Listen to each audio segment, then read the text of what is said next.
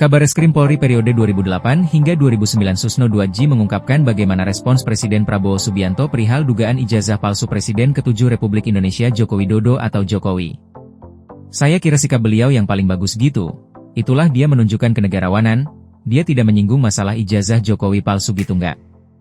Artinya dia katakan di Republik ini banyak yang palsu, bukan ijazah Pak Jokowi ya, ucap Susno pada program Satu Meja The Forum Kompas TV dengan tema Prabowo bertemu oposisi.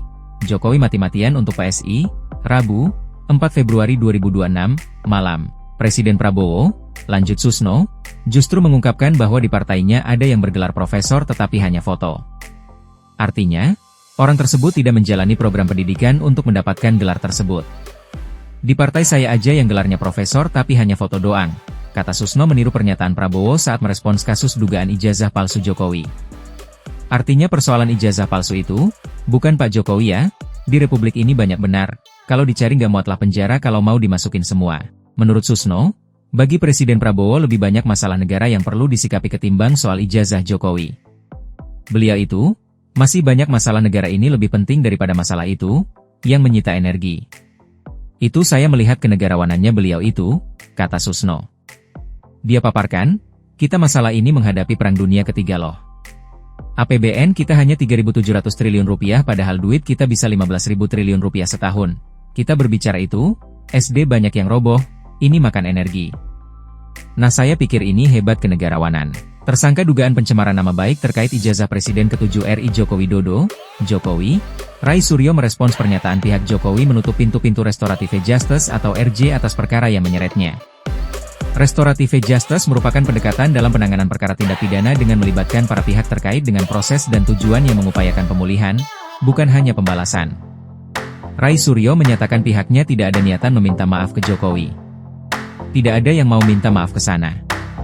Kami tidak butuh maafnya. Sekali lagi, kami tidak butuh maafnya, ujarnya dalam program Kompas Petang Kompas TV, Rabu, 4 Februari 2026. Ia bahkan menyebut pihak Jokowi lah yang harusnya meminta maaf pada rakyat Indonesia. Enggak usah berandai-andai, enggak usah berinsinuasi, melakukan tuduhan tersembunyi, tidak terang-terangan. Seolah-olah kami berenam itu mau datang ke sana. Dia yang harus minta maaf kepada seluruh rakyat Indonesia, ujarnya. Dalam kesempatan itu, sebelumnya Ketua Umum kami Jokowi, Rasman Nasution menyebut Jokowi sudah menutup pintu Restoratif Justice kepada Rai Suryo CS dalam perkara dugaan pencemaran nama baik terkait ijazah Jokowi. Kemarin sore, Pak Jokowi lewat ajudan beliau, sudah menyatakan bahwa menutup pintu kepada RRT, Rai, Rismon, Tifa untuk Restoratif Justice, ucapnya. Ia mengatakan keputusan itu diambil setelah melihat tindakan pihak tersangka.